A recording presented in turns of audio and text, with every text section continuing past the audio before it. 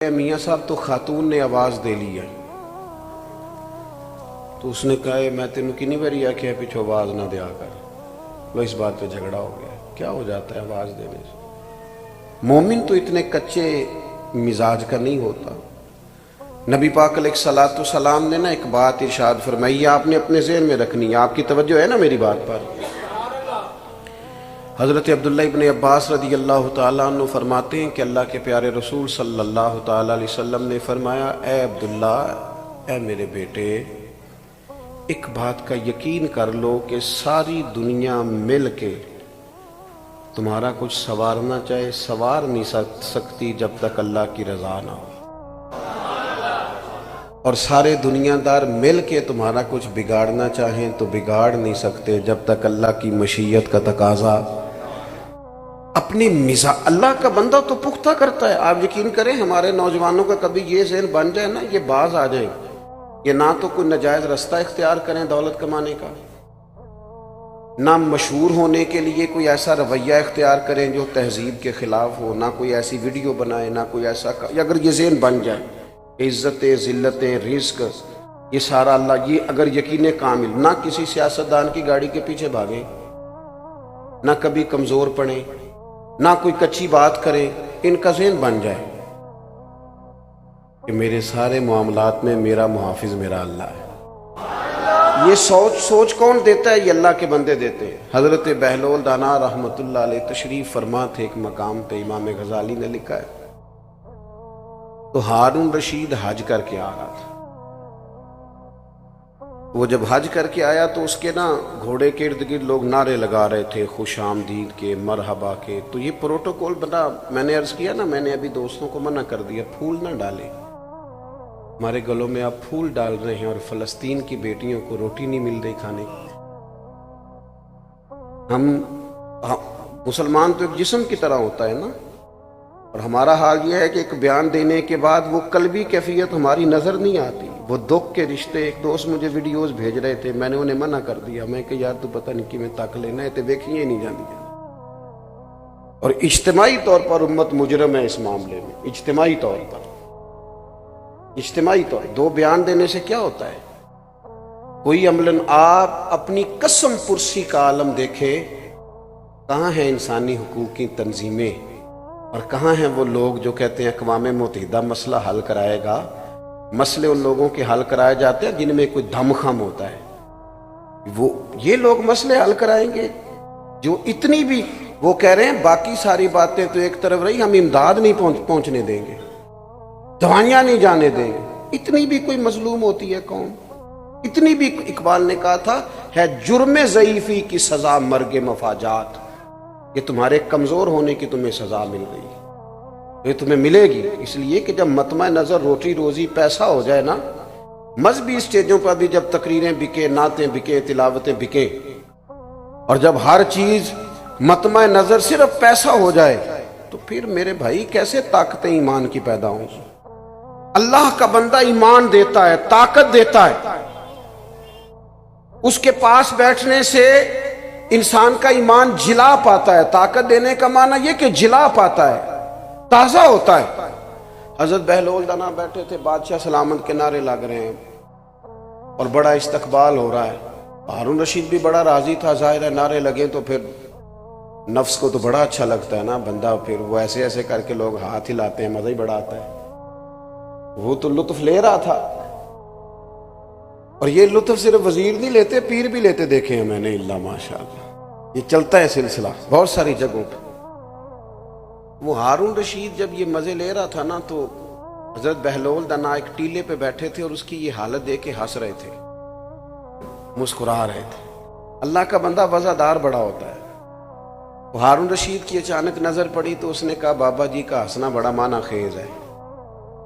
وہ گھوڑے سے نیچے اترا اور اتر کے آن کر کے نا حضرت بہلول دانا کی خدمت میں حاضر ہو گیا اور پوچھنے لگا کہ حضور خیریت ہے، آپ کیوں ہنس رہے ہیں؟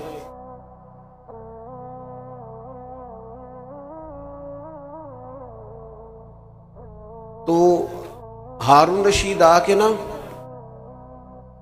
اب کیا ہوا جی؟ اللہ آپ کو برکت دے. آپ توجہ کر رہے ہیں میری بات پر؟ اللہ تعالیٰ آپ کو سلامت رکھے۔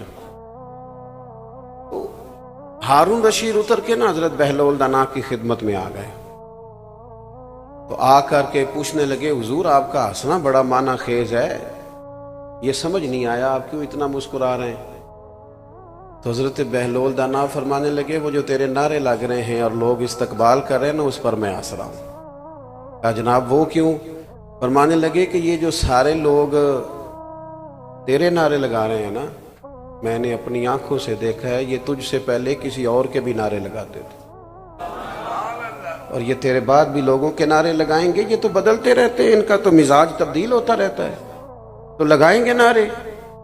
تو ہارون رشید سیانہ بنتا تھا، اس نے نصیحت کا غصہ نہیں کیا، بات کو سمجھا، لیکن چونکہ تھا بادشاہ، اس نے فوراً وہی کام کیا جو عموماً مالدار اور بادشاہ لوگ کرتے ہیں۔ کہنے لگا کہ میں نے سنا ہے آپ پر قرض ہے، تو کوئی حکم ہو تو ارشاد فرما دیں۔ تو حضرت بہلول دنا پھر مسکرا پڑے، فرمانے لگے چل ایک بات تو بتا، تیرا رب کون ہے؟ کہا اللہ۔ تو فرمایا میرا کون ہے؟ کہا اللہ۔ تو فرمایا یار یہ تو نہیں نہ ہو سکتا کہ اللہ ہارون رشید کو دیتا جائے اور بہلول دانا کو بھول ہی جائے، یہ تو نہیں نا معاذ اللہ ہو سکتا، تو جو رب تجھے عطا کرے گا وہ مجھے بھی دے گا انشاءاللہ، لہٰذا مجھے تیرے سامنے ہاتھ پھیلانے کی کوئی ضرورت، گردن کو جھکا دیتا ہے خیرات کا پتھر، جہاں میں مانگنے والوں کے سر کبھی اونچے نہیں ہوتے۔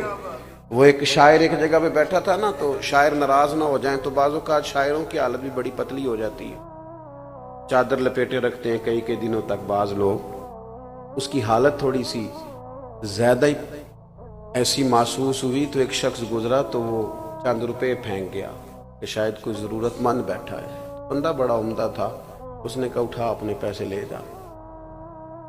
تو کہا جناب آپ یہ کیا کر رہے ہیں، آپ کو ضرورت ہے، غریب ہے، رکھ لیں۔ تو اس نے کہا اگر ضرورت پڑے گی تو اللہ رسول سے مانگوں گا۔ اور کیا بات کی ہے، اگر آپ کو سمجھ جائے نا تو یہ اللہ کے بندوں کی بارگاہ سے خیرات ملتی ہے۔ اس نے کہا یہ آرزوئے کرم اور میں آپ سے کروں، یہ آرزوئے کرم اور میں آپ سے کروں، یہ آرزوئے کرم اور میں آپ سے کروں، یہ بھیک اس کو دیجئے جس کا خدا نہ ہو۔ میں کوئی لاوارہ سورہ پر رسول کا ہوں، مجھے عطا کریں گے۔ اللہ کے بندے ایمان کی لذت سے آشنا کرتے، ان کے پاس بیٹھنے سے انسان کا ایمان مضبوط ہوتا ہے، اللہ کی ذات پر بھروسہ مضبوط ہوتا ہے، امیدیں رب رسول سے وابستہ ہوتی ہیں۔ اور دوسری اللہ کے بندے کی تعریف قرآن نے یہ بیان کی کہ وَقَانُوا يَتَّقُونَ، وہ پرہیزگار ہوتے ہیں۔ ایک ہوتا ہے نمازی، ایک ہوتا ہے حاجی، ایک ہوتا ہے سخی اور ایک ہوتا ہے پرہیزگار۔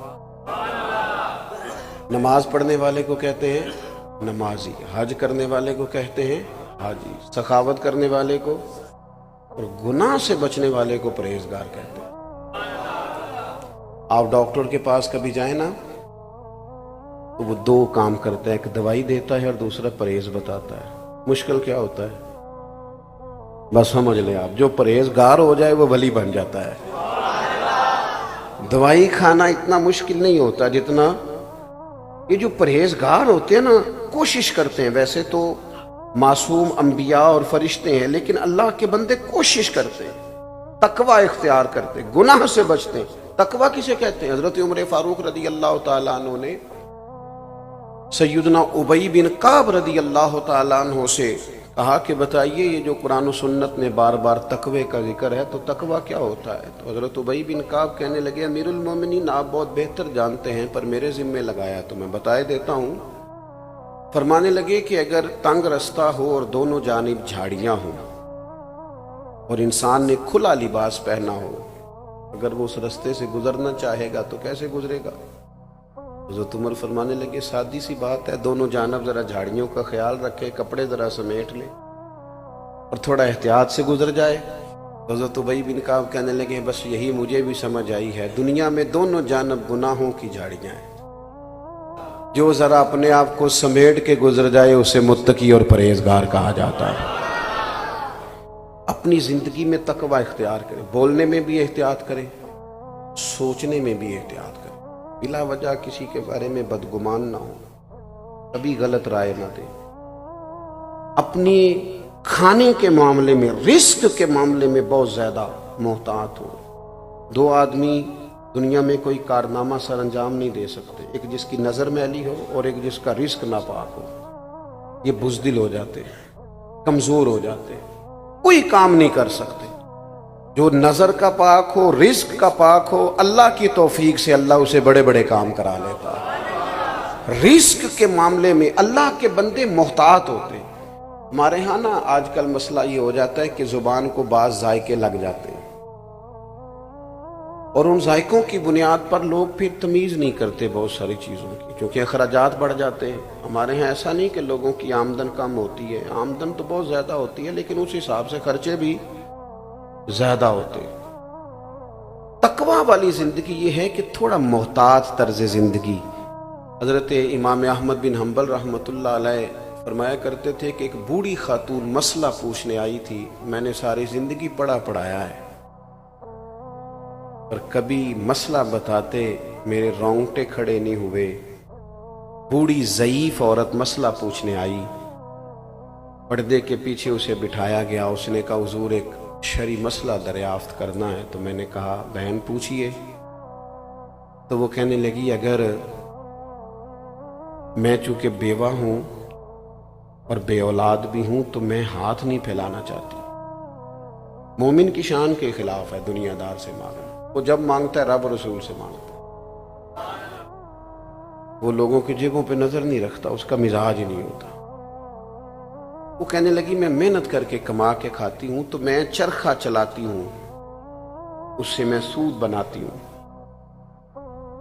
کئی دفعہ یوں ہوتا ہے کہ دن میں بہت زیادہ کام نہیں ہو پاتا، شام ہو جاتی ہے، تو میں چاہتی ہوں کچھ رات کو بھی کام کر لوں، سمجھے اوور ٹائم بھی لگ جائے، تو میں چھت پہ چرخہ رکھ لیتی ہوں، 14ویں رات کا چاند چمکتا ہے تو روشنی ہوتی ہے تو کام ہو جاتا ہے۔ کہنے لگی حضور دریافت طلب امر یہ تھا، مسئلہ یہ پوچھنا تھا کہ اب کچھ دنوں سے یہ ہو رہا ہے کہ بادشاہ کا لشکر گزرتا ہے، بڑی بڑی لالٹینیں ہوتی ہیں، ان کی روشنی بھی میرے چرخے پہ پڑتی ہے، پوچھنا تھا اس روشنی میں جو میں سود بناؤں گی وہ کمائی میرے لیے جائز ہے کہ ناجائز؟ امام احمد بن حنبل کہتے ہیں اس نے مسئلہ پوچھا تھا اور میرے آنسو نکل گئے، تڑپ گئے۔ میں نے کہا اماں آپ کون ہیں، کہاں سے آئی، تعارف کیا ہے؟ کہنے لگی آپ مسئلہ بتائیے۔ میں نے کہا نہیں بتائیں تو صحیح۔ کہنے لگی ایک دیوانہ سا درویش ہے، حضرت بشر رافی انہیں کہا جاتا ہے، بغداد کی گلیوں میں ننگے پیر چلتے، میں اس درویش کی ہمشیرہ ہوں۔ تو امام صاحب فرمانے لگے کوئی اور ہوتا تو میں شاید مسئلہ اور بتاتا، لیکن آپ کے گھر سے تو لوگ دین سیکھتے ہیں نا، آپ کی احتیاط اسی میں ہے کہ آپ 14ویں رات کے چاند کی روشنی میں ہی چرخہ کاتا کریں۔ یہ اللہ کے بندے متقی ہوتے ہیں، پرہیزگار ہوتے ہیں، ان کے پاس بیٹھنے سے انسان کا دل اللہ کی جانب، اور صحیح حدیث میں موجود ہے بخاری مسلم میں، نبی پاک علیہ السلام نے فرمایا اللہ کا ولی وہ ہے جسے دیکھنے سے رب یاد آئے۔ ایسا نہ ہو کہ اس کی گاڑی دیکھ کے بندہ پریشان ہو جائے اور گھر دیکھ کے کہے ہو کہاں سے آیا ہے، وہ اسے ملنے سے، اس کی صحبت میں بیٹھنے سے اللہ یاد آئے۔ تو میں نے دو باتیں آپ کے سامنے رکھیں، ایک تو ایمان کی پختگی، اولیاء اللہ کی علامت، دوسرا تقوی کا نور۔ بس کسی جگہ بھی جائیں ان دو چیزوں کو معیار بنائیں، یہی معیار ہیں اللہ کے ولی۔ باقی یہ کہ کوئی آدمی کسی بات کو حیرت انگیز انداز میں کرتا ہے، کھینچتا ہے اور بلا وجہ کچھ چیزوں کی تشریحات غلط کرتا ہے تو وہ درست نہیں ہے۔ دین بڑا سادہ سا ہے، حضور نے کھول کر بیان فرمایا، اس میں کسی ابہام کی کوئی ضرورت نہیں ہے۔ اور میری آخری گزارش آپ سے یہ ہے، فلسطین والوں کے لیے بہت درد دل سے دعا کریں، تبصرہ کر کے چپ نہ کر جایا کرے وہ بڑا کچھ ہو رہا ہے جی یہ کہہ کے خاموش نہ ہو جائے۔ حضور نے فرمایا مومن ایک جسم کی طرح ہوتے ہیں، امت کا درد محسوس کرے۔ ہم نہ بری طرح ذاتیات کے جنگل میں پھنس گئے۔ اللہ تعالیٰ امت مسلمہ کے حکمرانوں کو ہدایت کا نور عطا فرمائے۔ اور انہیں سمجھ عطا فرمائے اور شعور کی بلندی عطا فرمائے۔ کفر کو دیکھیں کیسا اکٹھا ہوتا ہے، کیسے بیان دیتا ہے، اور مسلمان احساس کمزوری کا شکار رہتے ہیں، حالانکہ رب کہتا ہے تم کھڑے تو ہو جاؤ، رب تمہاری مدد کرے گا۔ ان الذین قالوا ربنا اللہ ثم استقاموا تتنزل علیہم الملائکہ، جو رب کا نام لے کے ڈٹ جائے اس کی مدد کے لیے تو اللہ فرشتوں کا نزول فرما دیتا ہے، لیکن پہلے ڈٹنا ہے پھر فرشتے آئیں گے۔ قرآن کی ترتیب یہ ہے کہ پہلے ثم استقاموا تتنزل علیہم الملائکہ، پہلے تو ڈٹ پھر اللہ مدد بھیجے گا۔ اللہ کی بارگاہ میں دعا کرتا ہوں اللہ تعالی صاحب عرس کے درجات میں بلندی فرمائے، ہم سب کا یہاں جمع ہونا قبول فرمائے۔ آپ کی محفل ابھی جاری ہے، ہم کوئی شخصیات کے قائل نہیں ہیں کہ ایک بندہ آیا ہے اور ایک چند لوگ تو آتے جاتے رہتے ہیں، یہ محفلیں تو اللہ رسول کے نام کی ہیں نا، اس لیے آپ کو اطمینان سے بیٹھنا چاہیے، اور میرے سے ملاقات کے ہاتھ ملا کے آپ محبت سے ملیں مسلمان جان کے تو ثواب تو ہوگا، لیکن اگر آپ سمجھیں کہ کوئی بڑا آدمی ہے تو میں آپ سب سے گناہگار آدمی، کوئی فائدہ نہیں آپ کو۔